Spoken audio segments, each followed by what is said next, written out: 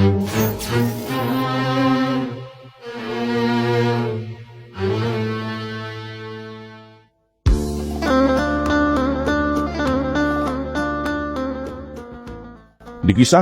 di negeri seberang terdapat sebuah kerajaan yang aman, adil, makmur, dan sentosa. Karena dipimpin oleh raja yang bijaksana. Sang raja sudah memimpin kerajaan sejak usia muda. Hingga sekarang di masa tua belum pernah digantikan oleh siapapun. Dan rakyatnya tak pernah keberatan karena sang raja memerintah kerajaan dengan cukup adil. Suatu kali sang raja merasa jenuh. Ia ingin beristirahat menjadi raja selama setahun. Namun uniknya, ia tidak menyerahkan posisi raja kepada anak turunannya, tetapi malah mengadakan sayembara untuk mencari sosok yang pantas menjadi raja.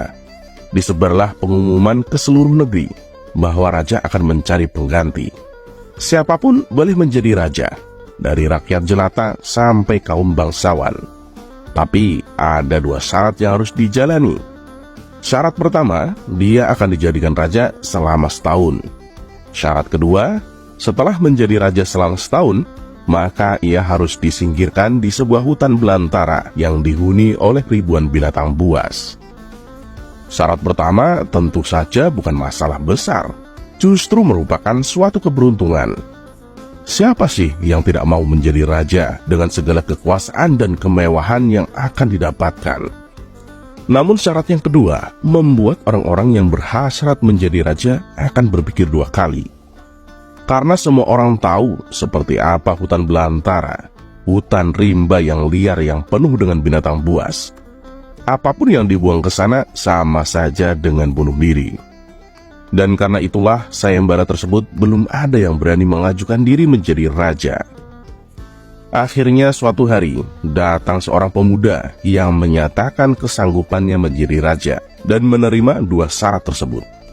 Pemuda ini sebenarnya adalah pemuda biasa yang ingin merasakan bagaimana nikmatnya menjadi raja. Karena selama ini, ia hidup dalam pas-pasan. Dan setelah berpikir panjang lebar, ia nekat untuk melamar menjadi raja. Maka diangkatlah ia menjadi raja. Dan mulai saat itu, ia mendapatkan pelayanan layaknya seorang raja. Harta berlimpah, wanita cantik, makan dan minuman enak, dan fasilitas istimewa lainnya. Tapi sayang, ternyata ketakutannya akan kematian membuatnya tak bisa menikmati semua itu. 3 bulan pertama, dia mulai gelisah, karena umurnya tinggal 9 bulan lagi. 3 bulan kedua, ia makin tak tenang. Makan tak enak, tidur tak nyenyak. 3 bulan ketiga, ia mulai menyesali keputusannya menjadi raja. 3 bulan terakhir, ia semakin stres berat karena hidupnya tinggal beberapa bulan lagi.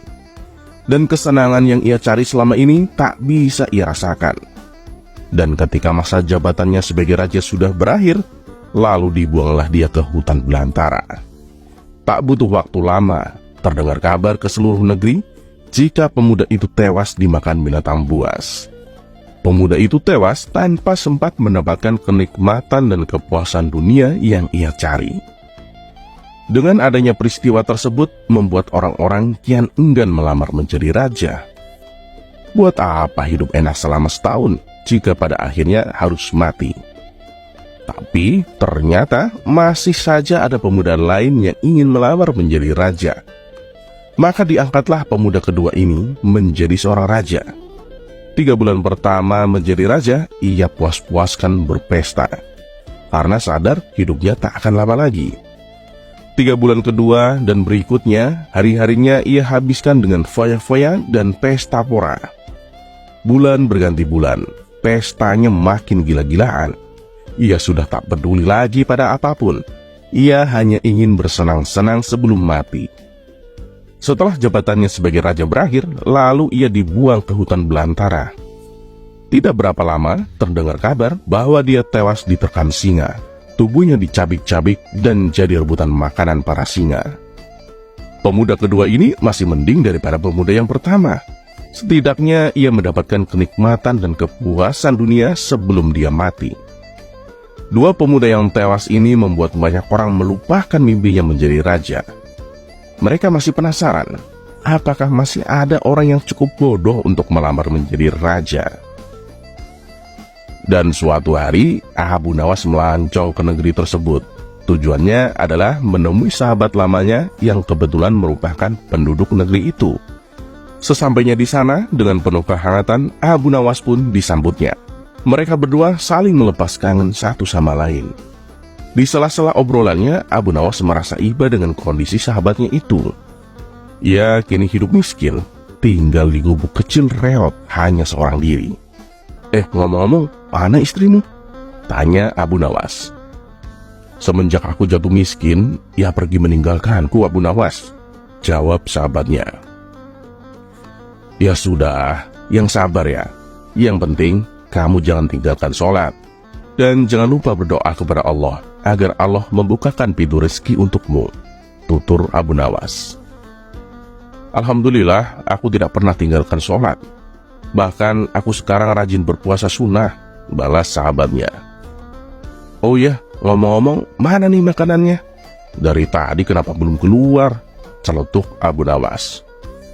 Maaf Abu Nawas, aku sudah tidak punya apa-apa. Aku sendiri kadang sehari makan, kadang sehari tidak, ujar sahabatnya. Mendengar hal itu membuat hati Abu Nawas semakin terenyuh. Kenapa tidak mencari kerja?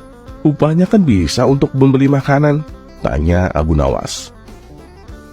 Setiap hari aku sudah keluar untuk mencari pekerjaan, tapi belum juga aku dapatkan. Ya mungkin belum rezekiku, jawab sahabatnya. Kalau mau nekat sih sebenarnya aku bisa. Bahkan aku bisa menjadi raja dan kaya raya. Tapi itu hanya sementara. Setelah itu aku akan mati diterkam binatang buas di hutan belantara, kata sahabatnya melanjutkan. Menjadi raja? Maksudmu bagaimana? Tanya Abu Nawas heran.